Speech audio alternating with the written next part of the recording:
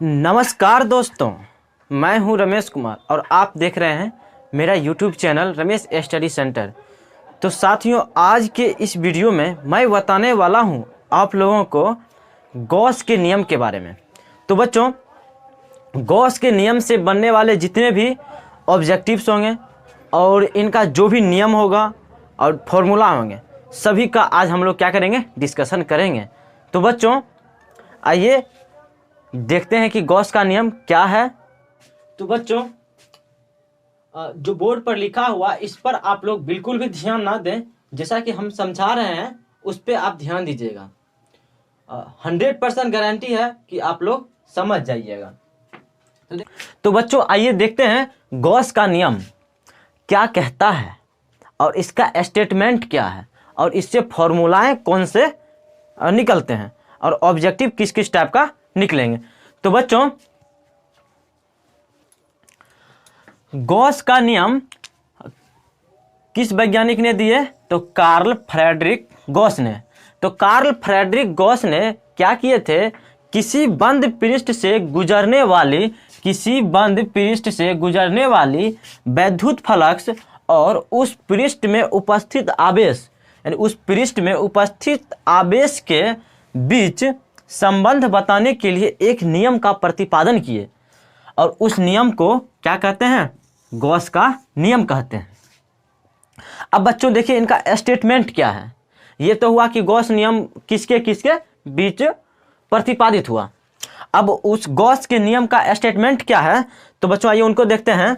क्या है कि किसी बंद पृष्ठ से गुजरने वाली, बच्चों आइए हम लोग देखते हैं, यानी बंद पृष्ठ। बच्चों, ये हुआ एक बंद पृष्ठ और इससे गुजरने वाली कुल वैद्युत फ्लक्स। देखिए, थोड़ा देर के लिए ये जो वैद्युत फ्लक्स लिखा हुआ है इसको आप लोग क्या करिए, नोट कर लीजिए। डिटेल में अगला वीडियो में क्या करेंगे, वैद्युत फ्लक्स पर एक वीडियो हम बना देंगे। लेकिन अभी क्या करते हैं, सब थोड़ा एज्यूम करके चलते हैं और थोड़ा देर के लिए समझते हैं क्या कि वैद्युत फ्लक्स कुछ भी नहीं है, बस वो एक लाइन ऑफ फोर्स है। ठीक है, तो बस क्या किए, इसमें लाइन ऑफ फोर्स है। तो किसी बंद पृष्ठ से गुजरने वाली, बंद पृष्ठ तो पहले बना दिए, कुल वैद्युत फ्लक्स, यानी ये जो कुल यानी वैद्युत फ्लक्स यानी लाइन ऑफ फोर्स होगा और इसको डिनोट क्या करते हैं, तो कुल मतलब ई लिख देते हैं, यानी टोटल। ठीक है, पहला नंबर एक लाइन ऑफ फोर्स हो गया, तो वैद्युत फ्लक्स कुल के लिए क्या किए, पूरा ई लिख दिए। ठीक, अब देखिए उस पृष्ठ से परिबद्ध, यानी उस पृष्ठ से परिबद्ध यानी इक्वल टू कुल आवेश। तो आवेश क्या होता है, Q। तो कुल आवेश Q यानी Q का, तो का मतलब मल्टीप्लाई, यानी का मतलब गुना, का 1/ε0 होता है। तो 1/ε0 होता है। तो बच्चों, यहां से समझने में कोई दिक्कत नहीं हुआ। क्या कहता है, ये जो वैद्युत फ्लक्स, इसको क्या कहते हैं, वैद्युत फ्लक्स, और ये आवेश हुआ और ये ε0, इसको क्या पढ़ते हैं, phi equal to Q into 1/ε0। यहां से हम ऐसे भी लिख सकते हैं, फाई इक्वल टू Q/ε0। बच्चों, ये क्या हुआ, यही है गॉस का नियम, यानी गॉस थ्योरम यही है बच्चों।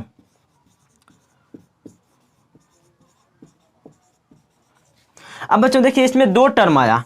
पहला टर्म आया यानी वैद्युत फ्लक्स,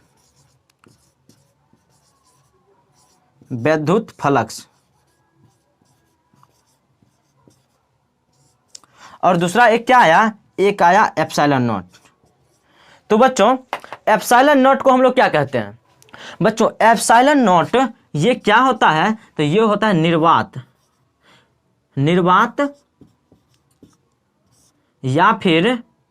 या वायु की विद्युतशीलता,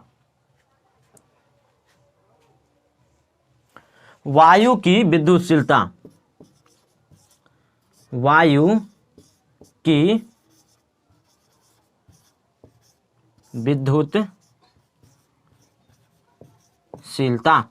क्या हुआ, वायु की विद्युतशीलता या निर्वात। बच्चों, इसका मान क्या होता है, और इसी को देखिए इंग्लिश में हम लोग क्या लिख सकते हैं, तो permittivity permittivity of free space.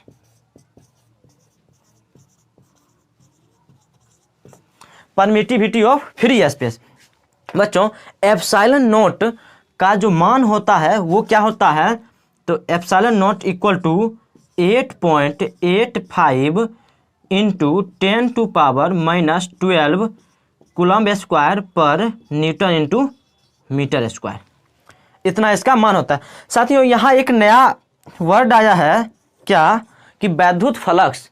तो वैद्युत फ्लक्स को हम क्या करेंगे, नेक्स्ट वीडियो में पूरा डिटेल के साथ इसको कवर कर लेंगे। देखिए बच्चों ये क्या हुआ, ये देखिए जैसे Q1 Q2 minus Q3 Q4 minus Q5 minus Q6। बच्चों ये सभी क्या है, चार्ज हैं, ठीक है, जो कि और ये पूरा टर्म क्या है, गॉसियन सरफेस, गॉसियन सरफेस। अब बच्चों ये गॉसियन सरफेस के अंदर वाला चार्ज है, लेकिन इसके बाहर भी चार्ज हो सकते हैं, तो उसको भी हम लोग लिख लेते हैं। तो Q7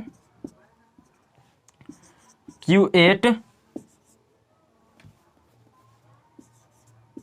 Q9 और Q10। अब बच्चों यहां से 2 पॉइंट निकल रहा है, वो नोट में हम लोग क्या करेंगे, लिख लेंगे, ठीक है।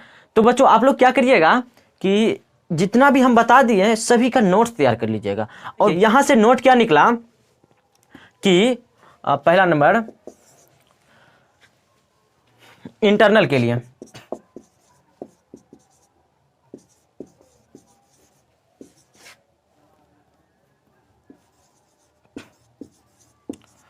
तो बंद, देखिए इसका नोट्स क्या बना, यदि किसी बंद पृष्ठ के अंदर जितने भी चार्ज होंगे सभी का जितने भी चार्ज होंगे, तो क्यू नेट यानी कि पूरा टोटल चार्ज हम लोग जब निकालेंगे, यानी क्यू नॉट यानी क्यू नेट निकालेंगे, तो क्या होगा इंटरनल के लिए, तो जितना भी अंदर वाला होगा सभी ऐड हो जाएगा, ठीक है। तो Q1 plus Q2 minus Q3 plus Q4 minus Q5 minus Q6, ये क्या है, नोट नंबर फर्स्ट। इसी तरह बच्चों जब हम बाहर वाला यानी आउटसाइड गॉसियन सरफेस के आउटसाइड जितने भी चार्ज हैं, अगर उन सभी का नेट चार्ज निकालें तब क्या होगा, टोटल निकालेंगे तब क्या होगा। पहले नंबर बच्चों पॉइंट नंबर 2 कर लीजिए। Point number 2 outside charge, outside charge. अब बच्चों इसका जो टोटल चार्ज निकालेंगे यानी क्यू नेट, तब क्या होगा इसका क्यू नेट 0 होगा।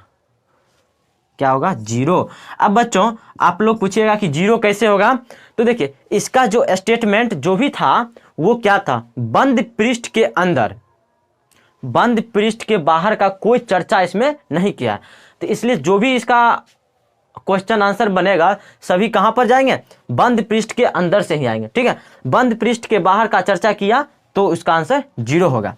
बच्चों इसका जो फॉर्मूला था एक बार हम लोग रिकॉल कर लेते हैं। फाई इक्वल टू कितना होगा, phi equal to Q upon epsilon naught. इसको आप लोग अच्छे से याद कर लीजिएगा, और अगर वीडियो अच्छा लगा हो तो लाइक करके जाइएगा, और अगर चैनल पर अभी तक नए हैं तो सब्सक्राइब भी कर लीजिएगा, और अपने सभी दोस्तों के साथ शेयर कर लीजिएगा।